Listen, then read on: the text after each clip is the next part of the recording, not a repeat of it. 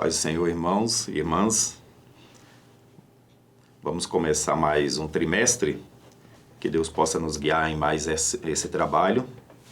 Nossa missão está no livro de Eclesiastes, compreender um pouco das lições que o mestre, o Correlê, nos deixou, né?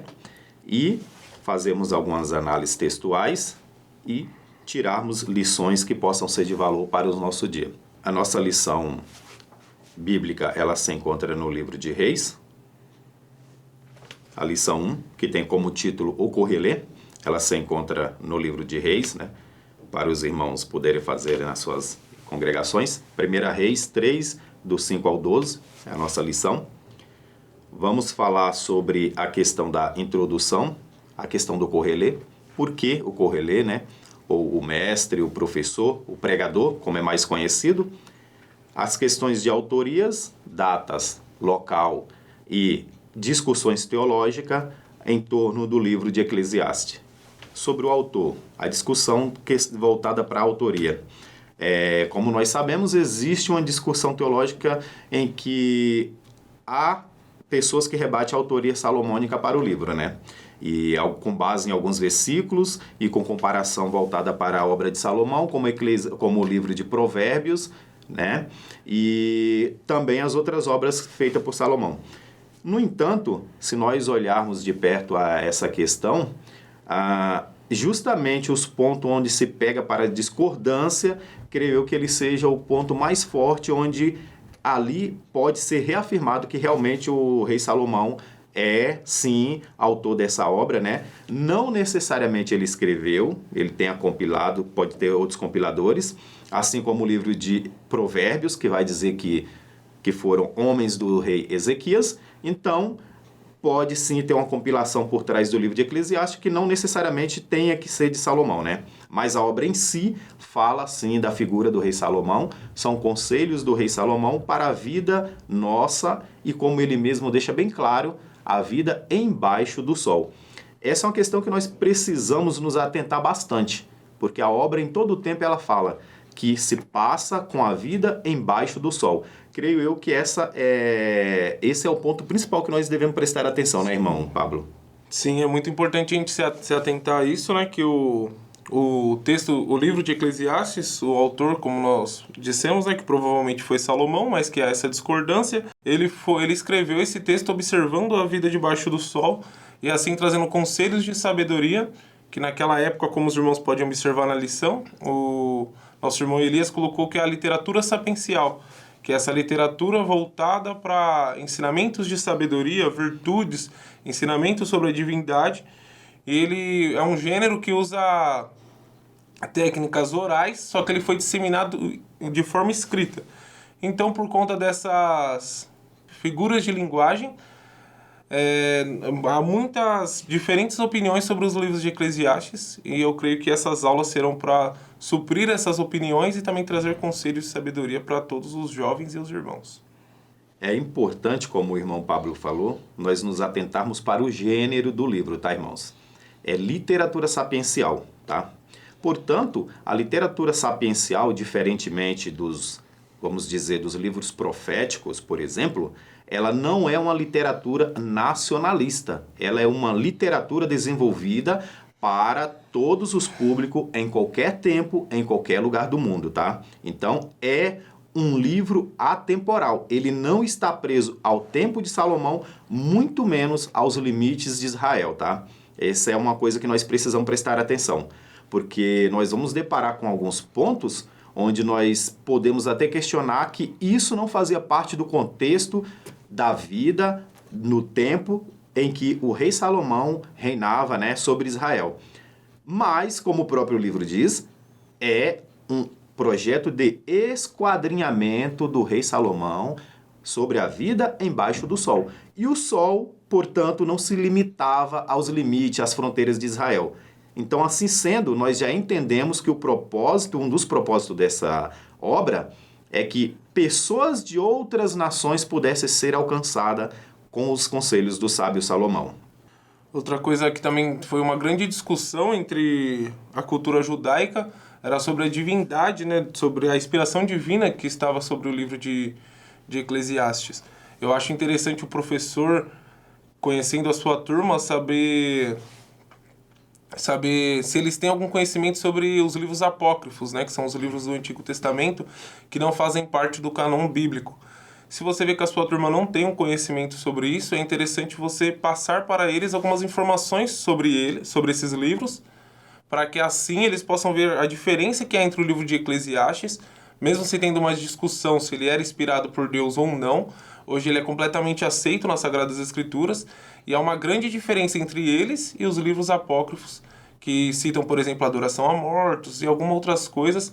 Eu vou estar até compartilhando o texto num dia que a aula for compartilhada com os professores, que vai falar um pouquinho sobre as heresias contidas nos livros apócrifos, e essas heresias nós não encontramos elas no livro de Eclesiastes. Título, ao que se refere ao título. Se nós formos olhar para essa questão, o título em si já é um problema, né? Eclesiastes. Afinal de contas, como nós sabemos, os livros da Bíblia, no cânon bíblico, ele não vinha com títulos. Portanto, de onde vem essa palavra Eclesiastes? O livro de Eclesiastes inicia simplesmente falando palavras do rei. Então, ela começa dizendo assim, mestre filho de Davi, rei em Jerusalém, né? E ali vai começar a falar sobre a questão do pregador, né? Ou o Kohelet, né? Como nós colocamos aqui. E essa palavra é bom que os irmãos se acostumem, porque é ela que vai permear todas as nossas lições, tá? A palavra Kohelet. Então, quando nós vamos para a questão do título, o título em si já é um problema. Porque, afinal de contas, o que é Eclesiastes? É uma palavra bem conhecida nossa, né? Que, quando vai falar de igreja, de eclésia, do grego e tudo mais, nós vamos entender que esse eclesiástico, qual que é o sentido dele? Começa a encaixar o sentido do título, né? Que é o pregador, outros colocam o pregador, outros colocam o professor, e esse pregador poderia ser qualquer pessoa que estivesse falando para um público ou uma assembleia, né? Não necessariamente, né? Uma vez que, tirando a inauguração do Templo de Jerusalém, onde temos uma das mais belas orações de toda a Bíblia, que é a oração de Salomão ao iniciar a inauguração do Templo, nós vamos ver que lá, né, nessa oração, Salomão, ele vai falar para o povo, era a inauguração do templo. Mas, fora isso aí, nós não temos nenhum registro de que Salomão chegou a discursar para alguém, para uma plateia, para um público especificamente. Mas por que o nome de pregador, né? E uma das questões teológicas é que o nome pregador, né, a função de Salomão, ela se sobressaiu à pessoa, ao nome, o rei Salomão, o rei de Israel, né? Então, era também já uma deixa, né, para nós entendermos que o público final desse livro não seria simplesmente o povo dentro dos limites de Israel. Então, algo que eu acredito interessante ressaltar com seus alunos é que Eclesiastes vem da palavra eclesiástico, que era, no caso, um orador de uma assembleia, e que não necessariamente precisava ser para um grande público, que aqui o livro de Eclesiastes, por exemplo, como o irmão falou, Salomão não estava discursando, não é um discurso de Salomão, mas o propósito do texto é ser um discurso para mais do que as pessoas que podiam estar no ambiente ouvindo. Se ele estava escrevendo e não estava direcionando para alguém, o propósito dessa escrita dele era ser um discurso oral que ia ser disseminado para mais pessoas fora da cultura judaica e dentro da cultura judaica também, que foi o que a gente falou sobre a literatura sapiencial. Exatamente. E falando sobre a datação do livro. Essa daí não tem muita o que discutir, né? Porque se nós não considerarmos Salomão como sendo o autor desse livro, né, que essa história não foi da época do rei Salomão, por si só as datas já vai haver divergência, né? O comentário Beacon, por exemplo, ele vai dar a sua versão, né, de qual seria essa data, mas num consenso geral fica ali entre 400 a 200, né, antes da era cristã, né, ou antes de Cristo. Essa seria. Não há muita discussão sobre a questão da data, não. É algo que tem a importância a gente saber, né, dessas diferenciações que há entre teólogos sobre as escolas teológicas, mas que é algo que não vai acrescentar em nossa fé sobre o propósito que é o principal do texto, né? Então é importante a gente ter isso por questão de dúvidas. Você saber que existem essas diferentes opiniões, você passar essas diferentes opiniões para os seus alunos, para que pela fé eles possam crer em qual se adequa melhor ao pensamento dele. Mas o mais importante, que é o propósito, a gente não pode perder. E aqui voltando para o propósito, como o irmão mencionou, qual que seria o propósito de Eclesiastes? Se nós discorrermos o livro, né, do início ao fim, nós vamos ver que tem um pano de fundo ali que segue toda a literatura. E são dois. Temos outros, né, outros propósitos, mas o que mais se destaca são dois: o temor ao Senhor e a busca por sabedoria. O tempo todo, o Kohelet, né, ele vai estar nos incentivando a buscar a sabedoria. E sobre essa questão da sabedoria, nós vamos falar bem melhor lá na lição, propriamente, sobre a sabedoria, que se chama a excelência da sabedoria, mas esse é o plano de fundo que se tem no livro de Eclesiastes, que o homem busque temer a Deus e que alcance sabedoria. Portanto, essas duas coisas andam juntas, elas não são separadas, não são distintas uma da outra. Sabedoria e temor a Deus caminham lado a lado, e isso nós vamos aprender durante todo o semestre. Então, o foco principal, né, do autor de Eclesiastes era transmitir para os seus leitores futuros, que agora somos nós, que para se ter a sabedoria é necessário ter o temor a Deus, e que para se ter o temor a Deus é necessário se ter a sabedoria. E é sobre isso que nós iremos discorrer sobre toda a revista, vendo importantes citações de sabedoria que irão acrescentar junto à nossa fé e o nosso temor ao Senhor. E aí no tópico 2, nós partimos sobre a história do rei Salomão, né? O rei Salomão, ele não teve uma biografia grande na Bíblia, né? Nós temos ali a história de como o seu pai e sua mãe se conheceram, todos os conhecem, né? Os professores, sobre ali os problemas que se teve ali no casamento, na relação entre Davi e Betseba. E depois... E então, ao nascer, ele recebe esse nome de Rei Salomão, depois que o seu irmão morreu e a Betseba engravidou de novo. Mas Deus deu para ele o nome de Gedidias.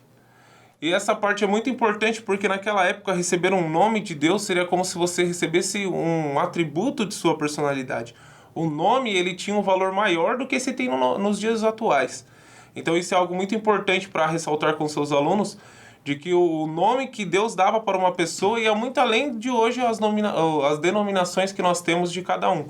Quando você recebia um nome de Deus, por exemplo, Jacó teve seu nome mudado para Israel, e o nome da pessoa vinha junto, tinha-se um atributo de sua personalidade. Então, Gedidias, que foi o nome que Deus deu para Salomão, tinha um atributo que era o amado do Eterno. Então, significava que Salomão era o amado de Deus. Então, por isso que nós devemos focar no propósito deste livro, sabendo que Salomão tinha um atributo que o Senhor colocou sobre ele, que era ser amado do Eterno. E falando um pouco mais sobre a questão do rei Salomão, uma das coisas que às vezes se discute dentro da igreja é se o povo de Deus teria ou não um rei, caso eles não pedissem a Deus, né? E quando nós vamos lá para o livro de Êxodo, capítulo 4, por exemplo, vai dar as leis que um rei deveria seguir. Isso foi antes da instituição de reis, né, no meio do povo de Deus. Portanto, a gente já vê ali indícios de que Deus, sim, levantaria um rei dentro do seu povo, não naquele momento, né? Não naquele momento que eles pediram, né? E Salomão, ele é um projeto de Deus. A vida do rei Salomão, assim como a nossa, ele é um projeto de Deus. Deus conduz Salomão desde, como foi dito pelo irmão Natan, ou pelo irmão Pablo, ele conduz a vida de Salomão desde o seu nascimento, né? Desde a concepção. Portanto, mudando o seu nome, já prometendo ao seu pai lá atrás que não faltaria alguém, né? Que não faltaria um herdeiro sentado no seu trono. Então, Salomão, ele já nasceu separado para essa função, né? Vê a importância dos planos de Deus, que nossos planos, eles não caminham junto com os planos de Deus, nem sempre caminham com os planos de Deus, né? Quando nós entendemos como que Deus trabalha e nós buscamos a colocar-se nos caminhos que Deus tem preparado para nós, nós caminhamos junto com o Senhor. Mas, quando nós não entendemos o propósito de Deus, o homem caminha por um lado e Deus por outro. E os planos de Deus é o que sempre prevalece, né? Nós vamos ver aí que teve uma resistência a Salomão ser o rei sobre Israel, né? Então nós vamos falar sobre isso, mas já era determinado por Deus. Deus já tinha separado aqui, como o irmão Pablo mencionou, ali no nascimento de Salomão, Deus pede ao profeta Natan, né, que mudasse o nome de Salomão. Portanto, ali Deus já estava trabalhando nesse rei que iria sentar no trono de Davi. Então, nós vemos ali na vida de Salomão, já entra falando um pouquinho do tópico 3, que a sua parentela, né, a sua família, teve muitos problemas, né? Esse é até o título, um barraco familiar ou uma tragédia grega. Porque Salomão cresceu no meio de uma casa ali onde teve grandes discussões, onde teve grandes problemas, e ele viu que esses problemas foram consequências das escolhas erradas que Davi tinha feito. Mesmo Davi sendo um homem segundo aos olhos de Deus, ele teve que arcar com as consequências do seu erro. E isso é algo que nós devemos ressaltar com os nossos alunos, que mesmo você sendo uma pessoa serva de Deus, você não irá fugir das consequências do seu pecado, do seu erro. Deus, quando Ele nos perdoa, né, Ele nos livra da condenação eterna. Mas as consequências do seu pecado, você ainda vai ter que arcar da mesma forma que Davi arcou. Então, que todo esse barraco familiar foi consequência de uma escolha de Davi, e ele teve que arcar com todas essas consequências. E Salomão estava ali no meio dessa família, observando tudo isso que estava acontecendo. E ele soube com sabedoria observar essa situação para seguir um exemplo ao contrário desse momento, né? E aí nós vemos a importância, né, do ambiente familiar saudável, né, sadio, que nós devemos manter. Os jovens, como filhos também, né, eles têm uma sua responsabilidade, conforme nós estamos tendo ainda, né, tivemos, né, as lições falando sobre a questão da família, ali os papéis de cada um, do pai, da mãe, que foi bem elaborado. O jovem, ele tem um papel extremamente importante no meio da família. E Salomão, aqui, como sua lição de vida, vê que ele observava tudo aquilo que acontecia ao redor. E Salomão era respeitado, nós vamos perceber que ele era respeitado. Tanto que quando o seu irmão usurpa o trono, vamos assim dizer, né? Usurpa o trono, e vem a notícia de que Salomão foi escolhido por Davi para ser rei, a palavra de Deus vai dizer que Amon, ele temeu Salomão, ele teve medo de Salomão, né? Portanto, nós vamos ver isso aí, que o temor a Deus já existia dentro de Salomão. A sabedoria de Deus já vinha sendo trabalhada gradualmente dentro de Salomão. Quando ele chega para pedir sabedoria a Deus, já é uma decisão sábia, né? Portanto, quando nós vamos olhar nesse contexto, vê que mesmo diante de tantos problemas, alguns mau exemplos no meio do seu povo, né? Aquele erro por parte de seu pai, nem mesmo isso influenciou negativamente Salomão na hora de tomar sua decisão. E isso serve de lição para nós, que nos momentos difíceis, qual é a nossa saída, né? Qual é a nossa porta de escape, qual é a nossa posição que nós devemos ter para solucionar nossos problemas, ao invés de buscarmos artifícios pessoais, inteligência pessoal, sabedoria pessoal, né? Não, buscar a Deus antes de tudo, né? Consultar ao Senhor, buscar orientação ao Senhor. Então, acho que essa lição de Salomão, dele ir, né, sacrificar a Deus, exercer o seu trabalho como rei, era papel dele, né, fazer esse sacrifício. Então, mostrando que ele não se desfez, que ele não estava em conflito de ideia, ele não estava em conflito, né, psicológico ali naquele momento. Ele sabia do papel que ele tinha assumido, da sua responsabilidade, e o seu pedido, que nós vamos falar aqui, reflete bem essa questão. Então, no tópico 4, como o nosso irmão Elias comentou, o pedido que Salomão faz a Deus é mais que um pedido, é um apelo. Ele tinha observado que seu pai, rei Davi, um homem segundo aos olhos de Deus, ao coração de Deus, ele passou por dificuldades por fazer uma escolha errada, por cometer um erro. Então ele pede para o Senhor, apela ao Senhor, que o Senhor o dê sabedoria para governar ao seu povo. E isso é algo que nós devemos concentrar para transmitir isto aos jovens. A partir daquele momento que Salomão se tornou rei, ser rei se tornou a missão da vida dele. Então ele decidiu entregar esta missão para pedir ajuda ao Senhor. E isto é algo que os jovens têm que ser reforçado com eles. Quando eles vão escolher, por exemplo, em que serviço trabalhar, em que faculdade exercer, eles relacionam isso ao quanto eles vão ganhar, ao período de trabalho, ao conforto que isso vai trazer para eles, ou eles primeiro se direcionam ao Senhor para pedir ajuda ao Senhor para guiar agora ele nessa sua nova missão. E foi isso que Salomão fez de importante. Salomão sabia que ele era o escolhido de Deus para aquele cargo, mas o fato dele ser escolhido de Deus não fez com que ele se achasse soberano, maior, mas sim que ele pedisse mais ajuda agora do Senhor, porque ele sabia que grande era o trabalho que ele ia ter por diante. E aí, para nós fecharmos essa questão do pedido do rei Salomão, né? É importante notar que observa que o rei Salomão, apesar dele ser rei, da coroa estar sobre a sua cabeça, ele entendia que aquele povo não era dele, né? Então as responsabilidades, e ele entendia que aquele povo não era dele, que era um povo de Deus.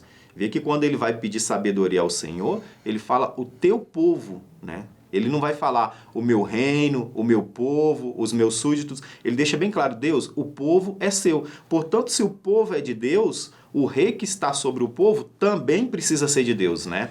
Então, se o povo é de Deus, o coração do rei precisa estar em Deus, né? Então, essa é uma história, uma lição maravilhosa que Salomão nos ensina.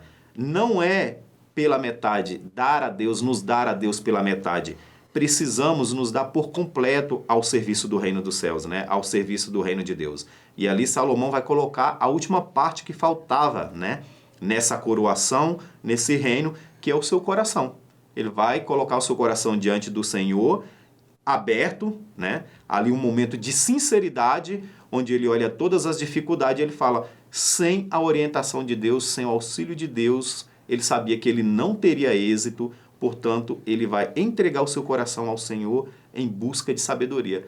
Essa é a grande lição que nós precisamos atentar, né? Que nós precisamos nos atentarmos e que vai percorrer por todo o nosso trimestre a questão da busca pela sabedoria e o temor a Deus.